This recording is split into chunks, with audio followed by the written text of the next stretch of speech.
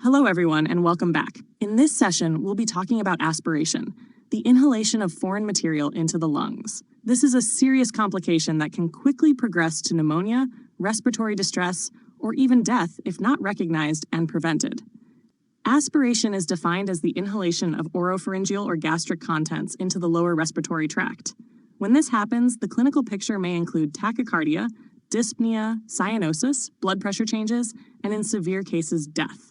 Studies show that aspiration pneumonia accounts for about 5 to 15% of community-acquired pneumonias.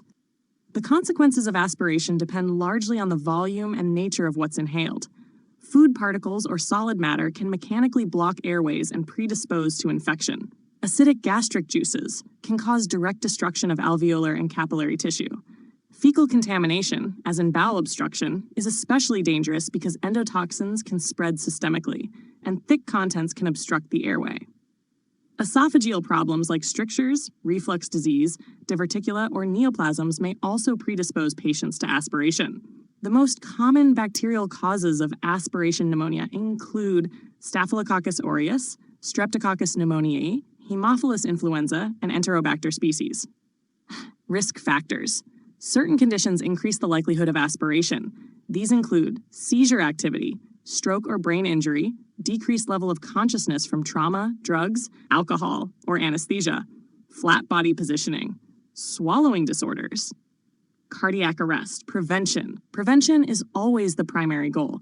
In healthy people, tiny amounts of aspirated material are usually cleared naturally by cilia and macrophages. But in vulnerable patients, even small or silent aspirations can lead to major complications. Silent aspiration can occur when gastric contents leak past a non-functioning nasogastric tube and enter the airway unnoticed. Over hours, this can lead to massive inhalation and severe lung injury.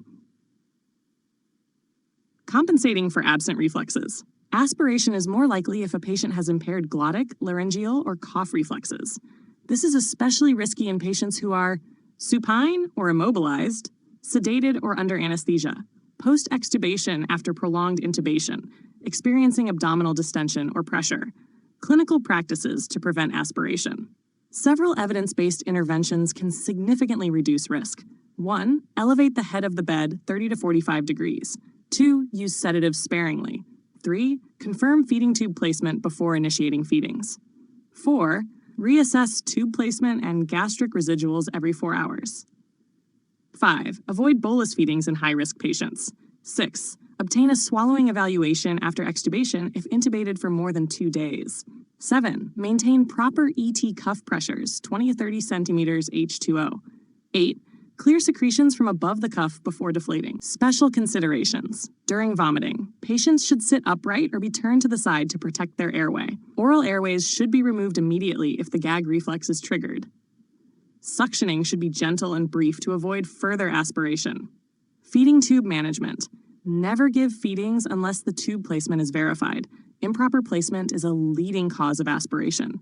Delayed gastric emptying. Conditions like bowel obstruction, GERD, paralytic ileus, ascites, or use of opioids can all increase gastric volume and risk of aspiration. Prolonged intubation or tracheostomy. These may reduce protective reflexes. Patients should practice phonation and swallowing exercises, often under the guidance of a speech therapist. Conclusion. Aspiration is a preventable but potentially fatal complication. Prevention strategies include proper positioning, careful sedation, strict feeding tube management, and attention to swallowing ability after extubation. Nurses play a critical role in recognizing risks early, intervening with evidence-based practices, and educating patients and families about prevention.